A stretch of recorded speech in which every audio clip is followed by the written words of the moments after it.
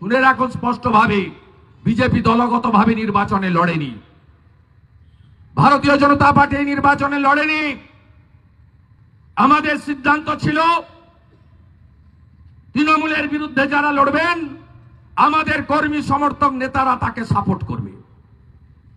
আমরা জানি রাজ্য পুলিশ বলুন, এখানকার এক সাইকেল মিস্ত্রি, তিনি নেতা এখানকার, তিনি কেন্দ্রীয় বাহিনীকে বলছেন হিন্দু বাহিনী।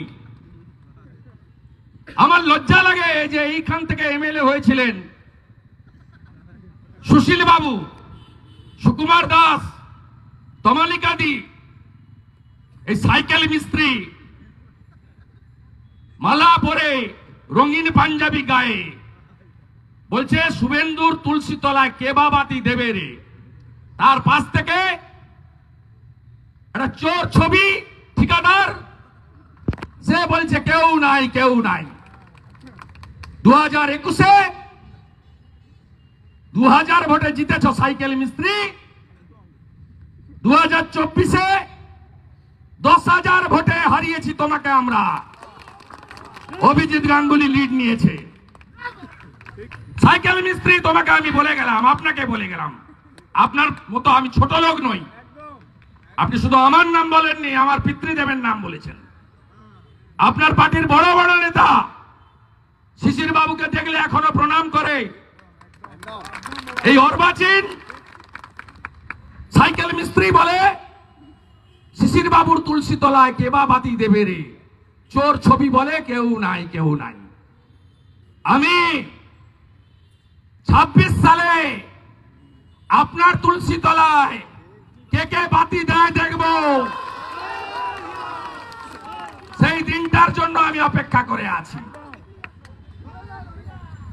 এই সাইকেল মিস্ত্রি ছোলা বাড়িতে বলেছিল না 21 সালে ভোটের আগে, শুভেন্দু তো কোন ছাড়, শুভেন্দুর বাবাও পারবে না মমতাকে হারাতে নন্দীগ্রামে। হারিয়েছি তো, আবার হারাবো। তুমি যে কোম্পানির চাকর, ওই কোম্পানির মালিককে আমি আবার হারাবো। আর সাথে এখান থেকে কি করে আবর্জনা পরিষ্কার করতে হয়, কোটি কোটি টাকা চুরি করায় সাইকেল মিস্ত্রি, 12টা আমি কি করে বাজাতে হয় লোকসভায় দেখেছ। আর পুরো ফিল্মটা তোমাকে আমি 26-এ দেখাবো। সাইকেল মিস্ত্রি, আমি আজ থেকে পবিত্র রথতলায় দাঁড়িয়ে রাধা মাধবকে প্রণাম করে রাজবাড়ির অঙ্গীকার করে যাচ্ছি, নন্দীগ্রামের সাথে আরেকটা বিধানসভাও যদি আমার নিজের থাকে সেটা মহিষাদল। আপনি আমাকে যা খুশি করুন। আমার 87 বছরের প্রবীণ রাজনীতিবিদ, আমার পিতৃদেবের নাম আপনি তুলেছেন। আমি যদি হিন্দু বাড়ির ছেলে হই, আমার শরীরে যদি হিন্দু রক্ত থাকে, আমার বাড়ির বিপিন অধিকারী যদি 8 বছর ব্রিটিশের জেলে থাকে, স্বাধীনতা সংগ্রামী হয়ে থাকে, আপনাকে আমি তুলসী তলায় তুলব 26 সালে। আমার নাম শুভেন্দু অধিকারী।